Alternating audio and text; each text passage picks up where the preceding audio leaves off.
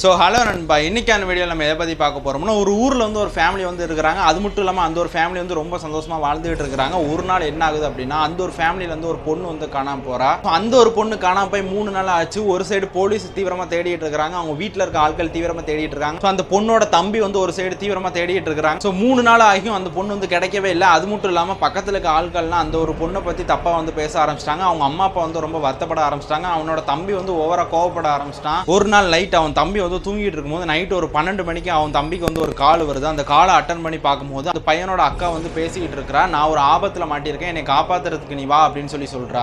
அந்த ஒரு பொண்ணை காப்பாத்துறதுக்கு அந்த ஒரு பையன் வந்து நடுராத்திரி வந்து கிளம்பி போனான். அப்படி கிளம்பி போன பையன் வந்து உயிர் இழந்துட்டான்னு சொன்னா அவங்களால நம்ப முடியுதா? அது மட்டும் இல்லாமல் ஃபோன் பண்ணி கூட்ட பொண்ணு வந்து ஆல்ரெடி இறந்து போயிட்டான்னு சொன்னா அவங்களால நம்ப முடியுதா? ஸோ அதை பற்றி தான் நம்ம வந்து இந்த வீடியோவில் வந்து டீட்டெயிலாக பார்க்க போகிறோம். அது மட்டும் இல்லாமல் வீடியோ பார்க்குற ஆட்கள் ஹெட்ஃபோன் போட்டு இந்த வீடியோ வந்து கேளுங்க. அப்போ தான் வந்து செம்ம இன்ட்ரெஸ்டிங்காக செம்ம த்ரில்லாக வந்து இருக்க போகுது. ஸோ வீடியோக்குள்ளே போகிறதுக்கு முன்னாடி வீடியோ பார்க்குற ஆட்கள் இன்னும் நம்ம சேனலை சப்ஸ்கிரைப் பண்ணாமல் இந்த ஒரு வீடியோக்கு லைக் கொடுக்காம இருந்திருந்தா ஸோ மறக்காம சப்ஸ்கிரைப் பண்ணி லைக் மட்டும் போட்டு வச்சுக்கோங்க. ஸோ வாங்க வீடியோக்குள்ளே போய் அந்த பொண்ணுக்கு என்ன நடந்துச்சு, அந்த பொண்ணோட தம்பிக்கு என்ன நடந்துச்சு, எதனால் 2 பேரும் இறந்து போனாங்கன்னு சொல்லி ஒன் பை ஒன்னா டீட்டெயிலாக பார்க்கலாம்.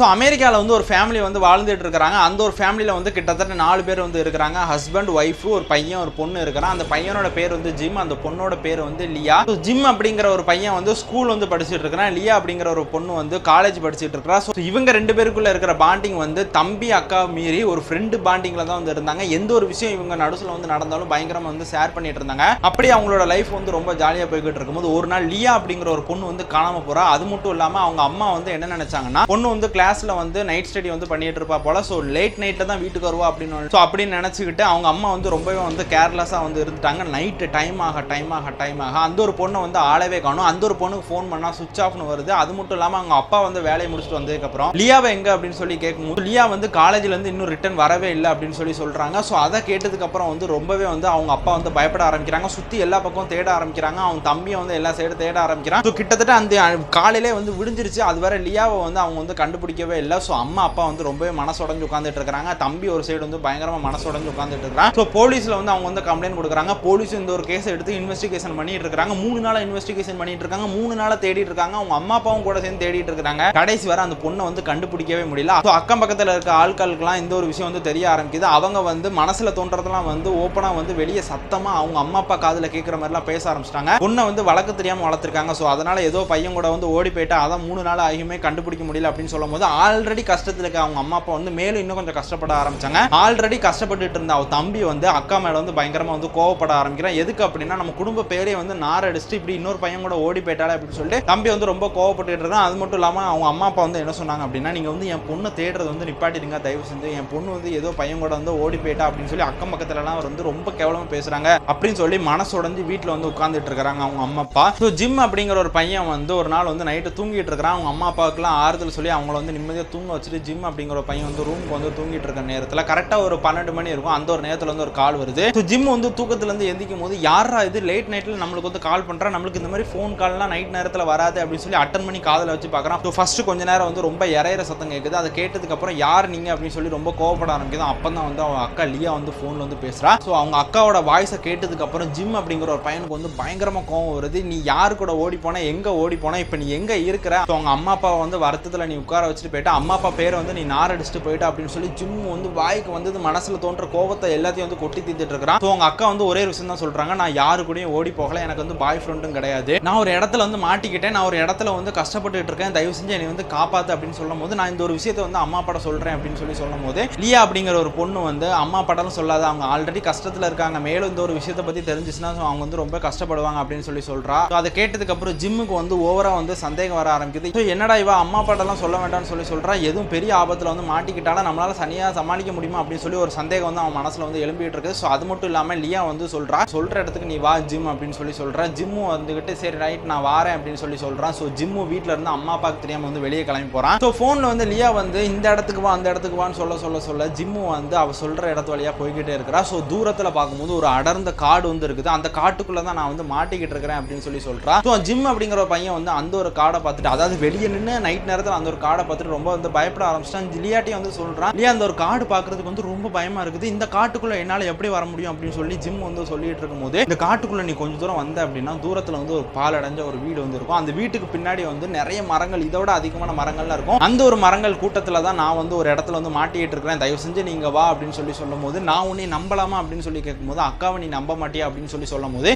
தம்பி வந்து உள்ள காட்டுக்குள்ள வந்து போக ஆரம்பிக்கிறான். காட்டுக்குள்ள போகும்போது சுற்றி வந்து நிறைய விலங்கு சவுண்டும் நிறைய பறவைக சவுண்டும் நிறைய காத்தோட சவுண்டும் வந்து கேட்க ஆரம்பிக்குது. அதை கேட்க கேட்க கேட்க ஜிம் அப்படிங்கிற ஒரு பையனுக்கு வந்து உள்ள வந்து ஒரு பயம் வந்து வர ஆரம்பிக்குது. அந்த பயத்தோட வந்து ஜிம் வந்து பேசிக்கிட்டே கொஞ்சம் தூரம் போறான். அக்காவோட போன் வந்து கட் ஆகுது. என்னடா இது அக்கா போன் வந்து கட் ஆயிருச்சு அப்படின்னு சொல்லி பார்த்துட்டு பார்க்கும்போது அவன் வந்து சுத்தி பார்க்குறான். எல்லா சைடும் வந்து மரங்கள் வந்து பார்க்கறதுக்கு ஒரே மாதிரி இருக்கு. அவன் வந்த பாதையை வந்து மறந்து போயிட்டான். ஸோ அவன் வந்து ரொம்ப குழப்பத்தில் இருக்கும்போது ஒரு பயத்தோட ஒரு மரத்துக்கடியில் வந்து குத்த வச்சு உட்காந்துட்டு இருக்கான். ஸோ அந்த நேரம் பார்த்து அகைன் வந்து ஒரு கால் வந்து வருது. ஸோ அந்த ஒரு காலை அட்டன் பண்ணி பார்க்கும்போது அகைன் வந்து லியா வந்து பேசுறா, ஜிம் நீ வந்துட்டியா ஜிம், எனக்கு வந்து ரொம்ப பயமா இருக்குது அப்படின்னு சொல்லி சொல்றேன். நீ என்ன நான் பேசிட்டு இருக்கும்போது காலை வந்து கட் பண்ற அப்படின்னு சொல்லி சொல்லும் போது, அது ஒன்றும் இல்லை, இங்க வந்து சிக்னல் கிடைக்க மாட்டேங்குது, அது மட்டும் இல்லாமல் எனக்கு வந்து ரொம்ப பயமா இருக்கு, நான் வந்து ரொம்ப கஷ்டத்தில் இருக்கேன், இதுக்கு மேலே இந்த ஒரு இடத்துல வந்து என்னால் இருக்க முடியாது, ஜிம் தயவு செஞ்சு சீக்கிரமா வந்து என்னை காப்பாற்றி போயிரு அப்படின்னு சொல்லி லியா வந்து ஜிம்மு கிட்ட வந்து சொல்லும் போது, ஜிம்மு வந்து ஓவரா வந்து அழ ஆரம்பிக்கிறான். ஸோ என்னடா இது அக்கா வந்து இவ்வளோ பெரிய ஆபத்தில் வந்து மாட்டிருக்காரு, ரொம்ப கஷ்டப்பட்டு இருக்கிறா, அது மட்டும் இல்லாமல் இப்போவே இவ்வளோ கதறதா அப்படின்னா இதுக்கு முன்னாடி 3 நாளுக்கு முன்னாடி காணாம போயிட்டா, 3 நாள் எவ்வளோ வேதனையை அனுபவிச்சிருக்கா, சாப்பிட்டுருப்பாளா, தண்ணி குடிச்சிருப்பான்னு சொல்லி ஒன்றுமே தெரியல அப்படின்னு சொல்லி ஜிம் அப்படிங்கிற ஒரு பையன் வந்து அந்த காட்டில் வந்து ரொம்ப தூரம் ஓடிக்கிட்டே இருக்கிறான். ஓடிட்டே இருக்கும்போது அவங்க அக்காவோட வாய்ஸ் பின்னாடி வந்து ஒரு பேக்ரவுண்டில் ஒரு வாய்ஸ் வந்து கொடூரமாக கேட்க ஆரம்பிக்குது. அதை கேட்டதுக்கப்புறம் ஜிம் அப்படிங்கிற ஒரு பையன் வந்து அப்படியே அதே இடத்துல வந்து நின்றுட்டான். நின்னதுக்கப்புறம் நீ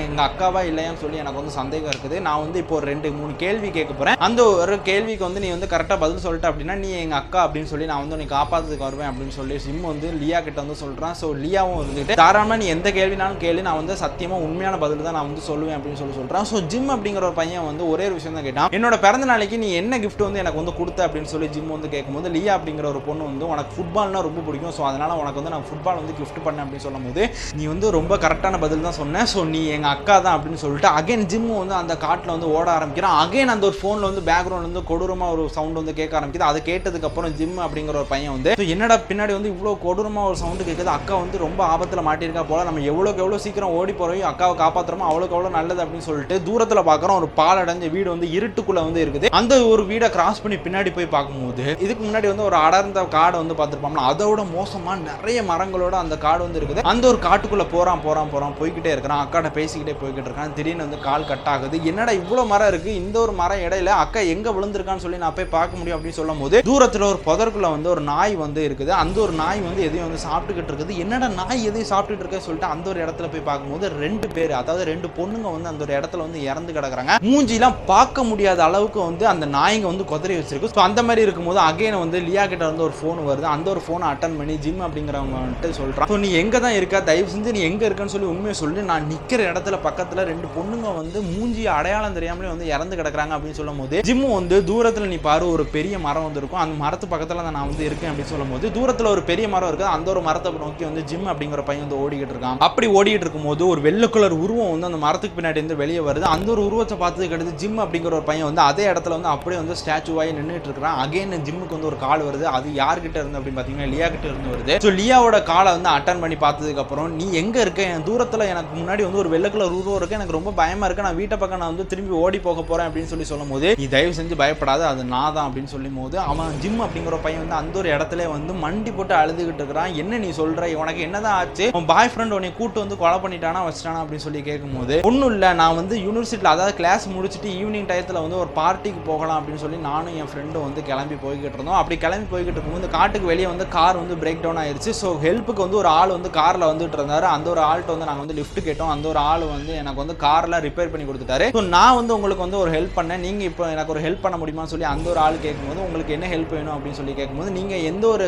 ஃபெஸ்டிவலுக்கு போகிறீங்களோ அந்த ஒரு ஃபெஸ்டிவலுக்கு தான் நானும் வரேன், ஸோ தயவு செஞ்சு என்னை வந்து ட்ராப் பண்ணி விட்டுருங்க அப்படின்னு சொல்லும் போது நாங்கள் எல்லாருமே வந்து சொன்னோம், உங்ககிட்ட கார் இருக்குது, அந்த காரில் நீங்கள் போகலாம்ல அப்படின்னு சொல்லி சொல்லும் போது, அது வந்து என்னோட ஃப்ரெண்டோட காரை, நான் இங்கே பார்க் பண்ணிட்டு உங்க கூட வந்து நான் வரேன், அந்த ஒரு காரை வந்து என் ஃப்ரெண்டு வந்து எடுத்துப்பான் அப்படின்னு சொல்லிட்டு ட்ராவல் பண்ணுறதுக்கு வந்து நாங்கள் வந்து ஓகே சொன்னோம். அது மட்டும் இல்லாமல் நீங்கள் தான் கார் ஓட்டணும் அப்படின்னு சொல்லி என் ஃப்ரெண்டு வேற சொன்னாலும், ஸோ அவங்க தான் வந்து கார் ஓட்டிட்டு போய்கிட்டு இருந்தாங்க. நல்லபடியாக மெயின் ரோட்டில் தான் போய்கிட்டு இருந்தாங்க. திடீர்னு எதுக்கு காட்டுக்குள்ளே போனாங்கன்னு சொல்லி தெரியல. காட்டுக்குள்ளே போன உடனே நீங்கள் எதுக்கு காட்டுக்குள்ளே போனீங்க, ஃபெஸ்டிவலுக்கு போனோம்னா மெயின் ரோட்டில் தானே போகணும் அப்படின்னு சொல்லும் போது, கார் ஒரு ஓரமாக நிப்பாட்டிக்கிட்டு எங்ககிட்ட தப்பாக நடக்கிறதுக்கு வந்து ட்ரை பண்ணாரு அப்படின்னு சொல்லும் போது, நாங்கள் வந்து அவர்கிட்ட வந்து தப்பிச்சு ஓடும் போது அவர் வந்து எங்களை வந்து கொலை பண்ணிட்டு அந்த ஒரு புதற்குள்ள வந்து தூக்கி வீசிட்டாங்க. அந்த ஒரு நாய் சாப்பிட்டுக்கிட்டு இருந்தது எங்களோட உடம்பு தான் அப்படின்னு சொல்லி கேட்கும்போது அந்த ஜிம் அப்படிங்கிற ஒரு பையன் வந்து தோகத்திலையும் இருக்கிறான், பயத்திலையும் இருக்கிறான், ரொம்பவே வந்து ஆடி போறான். நான் வந்து இந்த ஒரு இடத்த விட்டு தயவு செஞ்சு நான் வந்து கிளம்பி போகணும் அப்படின்னு சொல்லும் போது லியா அப்படிங்கிற ஒரு பொண்ணு வந்து ஒரே விஷயம் சொல்றா, தயவு செஞ்சு நீ இந்த ஒரு இடத்த விட்டு மட்டும் தப்பிச்சு போகணும்னு சொல்லி நினைக்காத அப்படின்னு சொல்லி கோவமா லியா வந்து பேச ஆரம்பிக்கிறா. உடனே ஜிம் அப்படிங்கிறவன் வந்து நீ எதுக்கு என்கிட்ட வந்து இவ்வளவு கோவமா பேசிட்டு இருக்க, உன்னை கொலை பண்ண ஆள் எங்க இருக்கான்னு சொல்லி நான் அவனை கொலை பண்ணும் அப்படின்னு சொல்லும் போது முதுகு பின்னாடி திரும்பி பாரு, உன்னை கொலை பண்றதுக்கு கையில ஆயுதத்தோட நின்றுட்டு இருக்கான் அப்படின்னு சொல்லும் போது ஜிம் அப்படிங்கிற பையன் திரும்ப அடுத்த செகண்ட் இருக்கிறதுக்கு முன்னாடியே அந்த ஒரு ஆள் வந்து அவனை வந்து கொலை பண்ணிட்டாங்க. அதே மாதிரி கொலை பண்ணி அதே மாதிரி புதற்குள்ள வந்து அந்த ஒரு பையனை வந்து தூக்கி வீசிட்டாங்க. அந்த ஒரு பையனை வந்து அந்த நாயெல்லாம் சாப்பிட ஆரம்பிச்சிருச்சு. ஸோ அவங்க அம்மா அப்பா வந்து அகைன் வந்து ஜிம் அப்படிங்கிற ஒரு பையனை வந்து காணாம போயிட்டான் அப்படின்னு சொல்லி ரொம்பவே வந்து மன உடஞ்சி போய் அந்த ஒரு பையனை தேடுறதுக்காக வந்து எல்லாருமே வந்து ஒரு சைடு தேடிட்டு இருக்கும்போது போலீஸ்டையும் கம்ப்ளைண்ட் கொடுக்குறாங்க. போலீஸும் வந்து ஒரு சைடு தேடிட்டு இருக்காங்க. அந்த ஒரு பையனை வந்து கண்டுபிடிக்க முடியல. அட்லாஸ்ட் அந்த ஒரு ஃபேமிலியை வந்து அந்த ஒரு வீட்டை விட்டு காலி பண்ணி வேற ஒரு நாட்டுக்கே வந்து போயிட்டாங்க. ஸோ இந்த ஒரு வீடியோ பத்தி நீங்க என்ன நினைக்கிறீங்கன்னு சொல்லிட்டு மறக்காம கமெண்ட் பண்ணுங்க. அது மட்டும் இல்லாம வீடியோ பார்க்குற ஆட்கள் டெய்லி காலையில 11 மணிக்கு ஒரு த்ரில்லான கோஸ்ட் ஸ்டோரி கேட்கணுமா, லவ்லி பிரகாஷ் சேனலை மறக்காம சப்ஸ்கிரைப் பண்ணி வச்சுக்கோங்க. ஸோ அடுத்த ஒரு இன்ட்ரெஸ்டிங்கான ஒரு கோஸ்ட் வீடியோவில் நான் வந்து உங்களை மீட் பண்றேன். So tata bye bye, see you நண்பா.